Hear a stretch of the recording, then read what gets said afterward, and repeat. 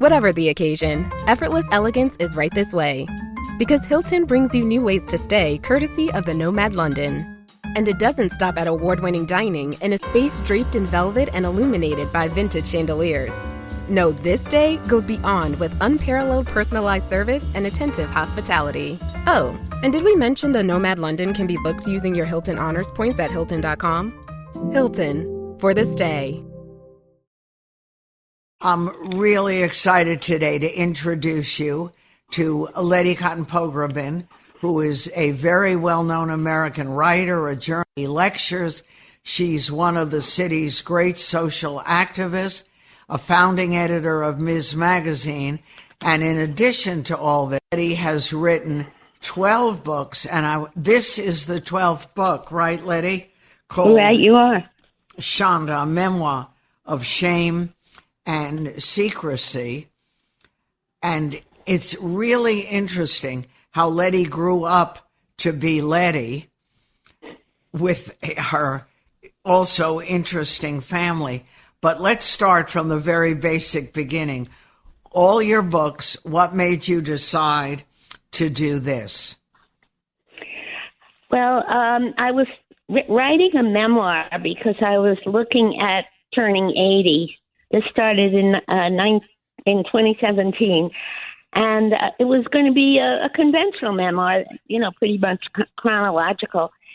But suddenly, as I reviewed my life and what little material I had, documentation to look at, I nonetheless started to see a pattern, and that was that my family was marinated in shame, that there were secrets in every outpost of my family. And I grew up with 24 cousins and 14 uncles and aunts and their spouses. So that's a very large extended family. And I started noticing here and there, everybody had a secret. They were the one that is the ones I knew about. And then I started to wonder about the ones I didn't know about.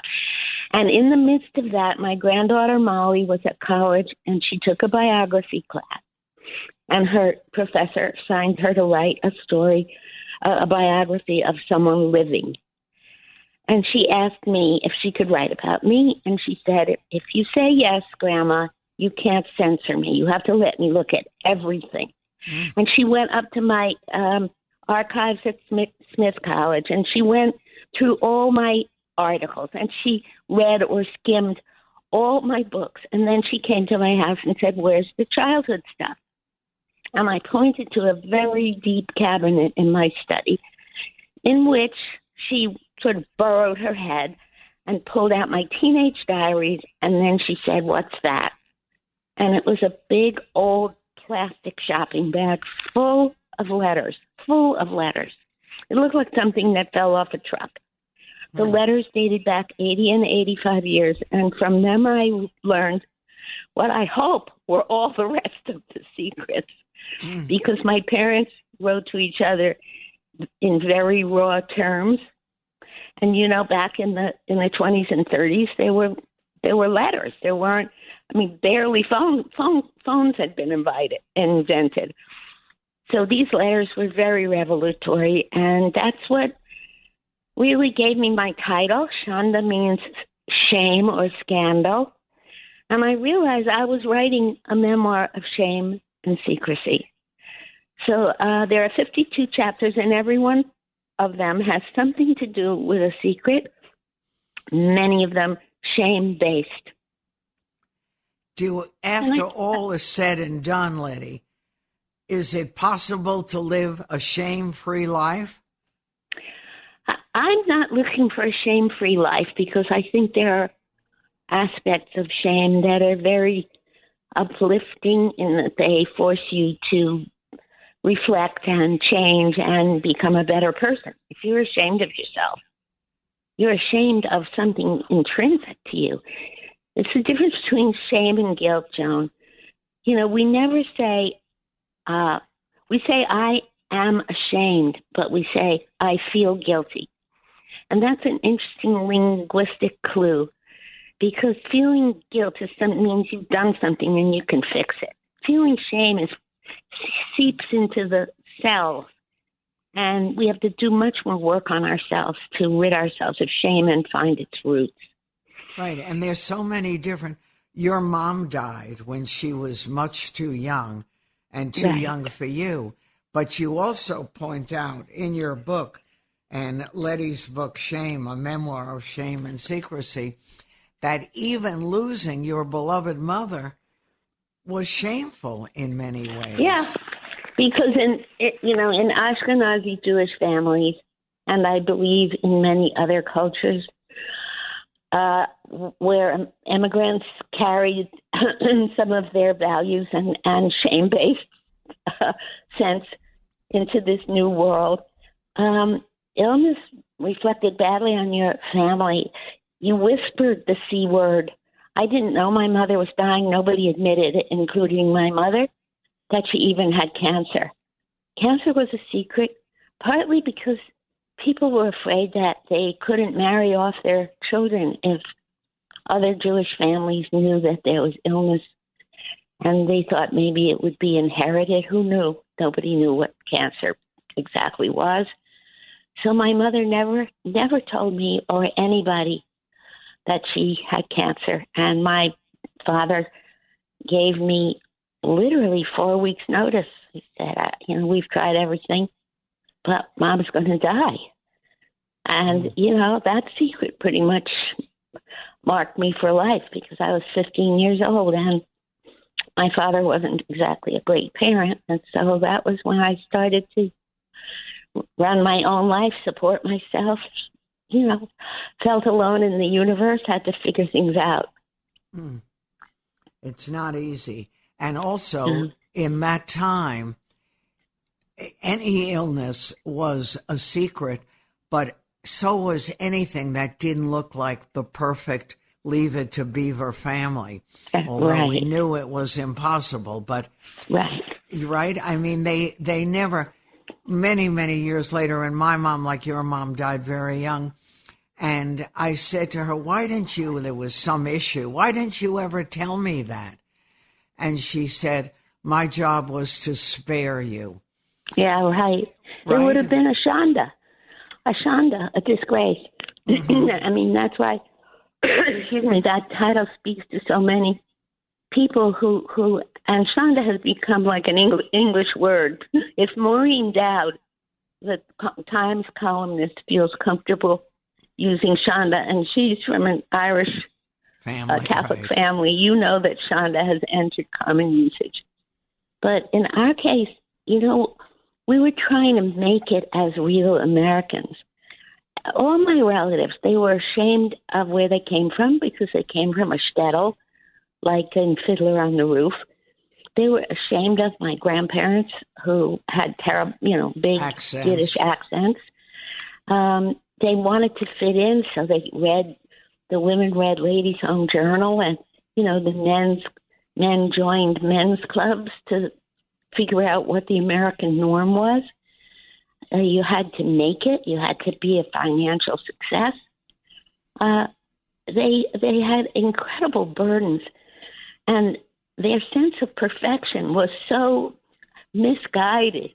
The only time I ever heard my mother sort of surprised to discover that American marriages weren't perfect was when she read remember the Ladies' Home Journal had Can This Marriage Be Saved? My favorite. I love that column. I have no idea why you brought it all back to me.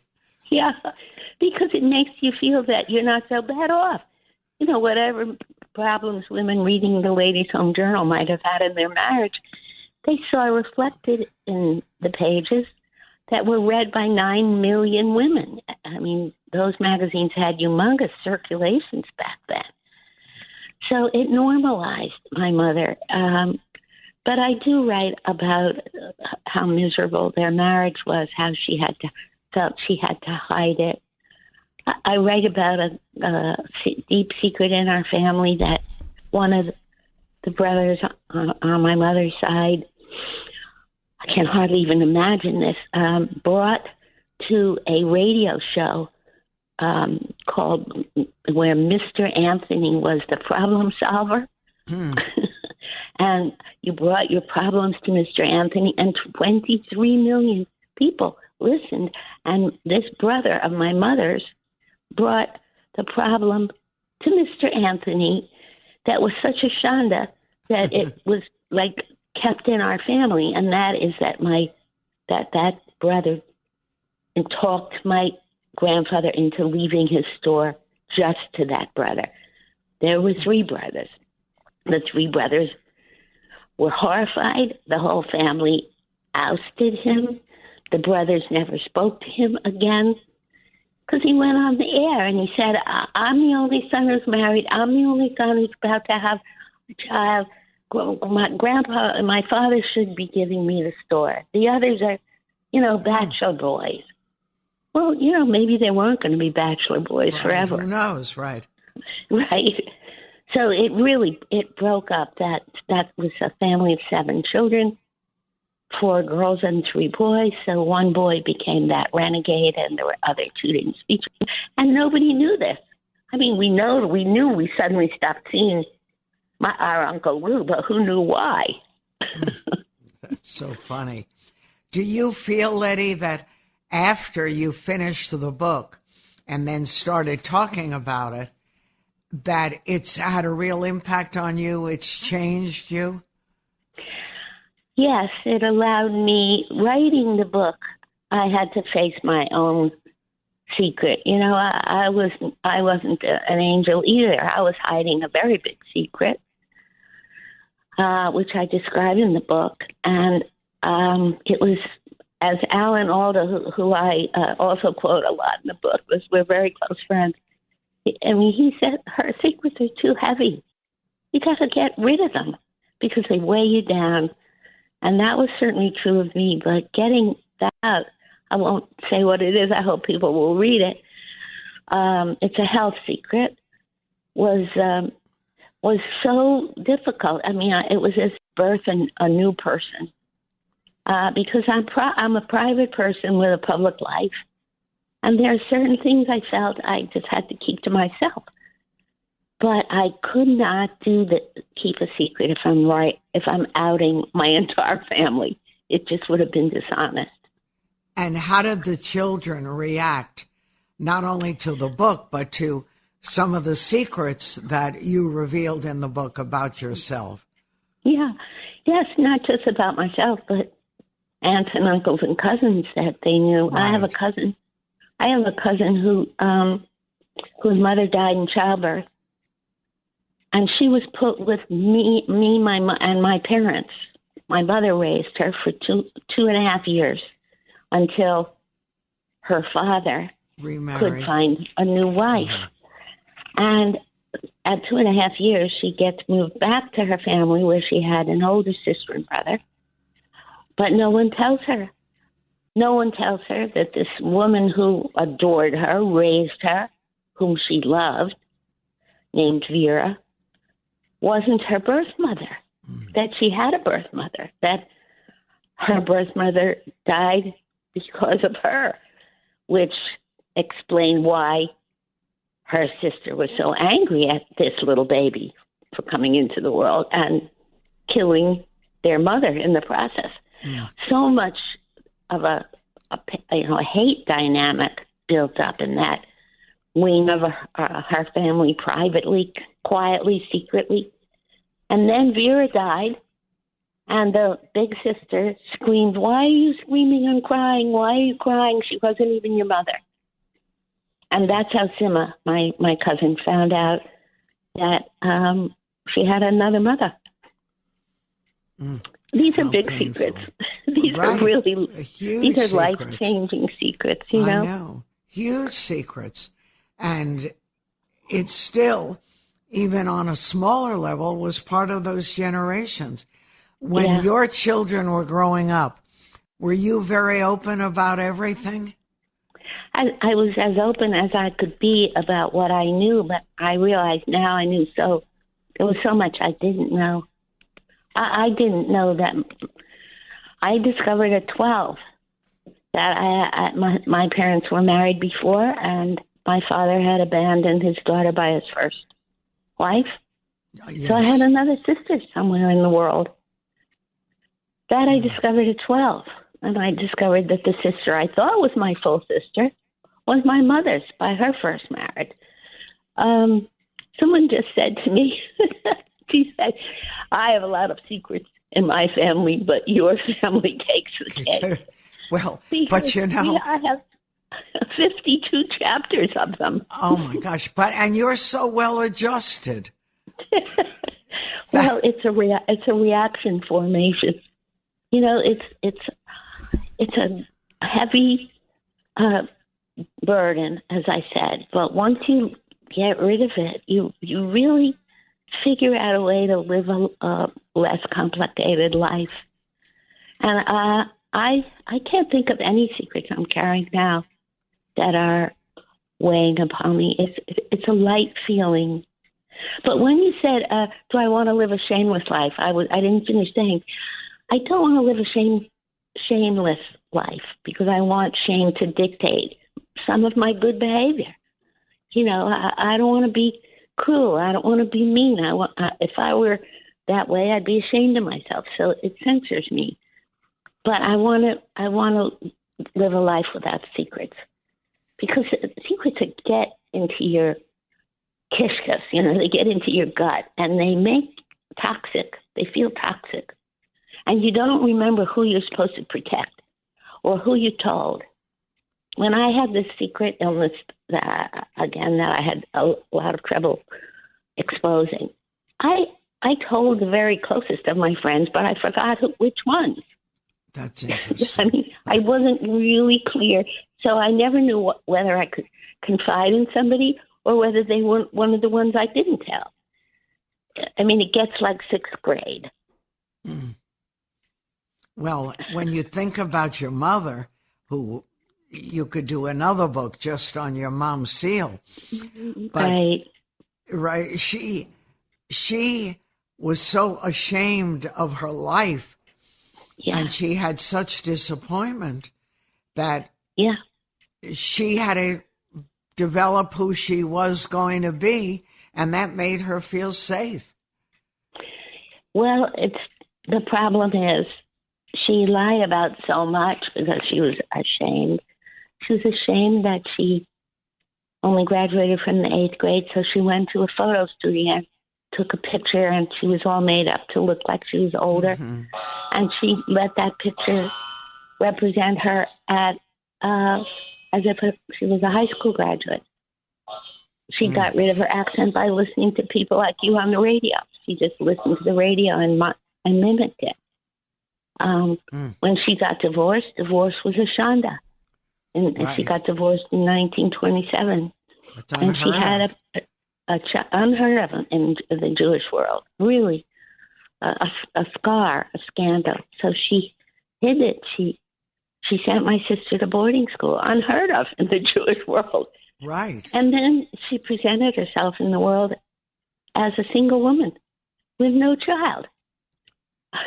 She had to carry that lie because of her shame of being so transgressive. Then she did this wild thing you'll remember in the book where when she was dating, she had her dates pick her up at her fancy uncle's apartment up in the Upper Bronx, which better neighborhood.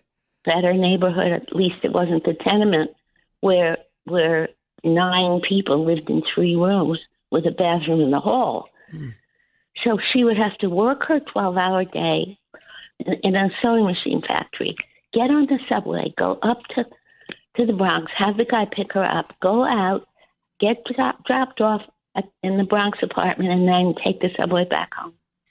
And she did all that just to avoid his seeing her parents' apartment, her parents' tenement. Are go ahead, Letty.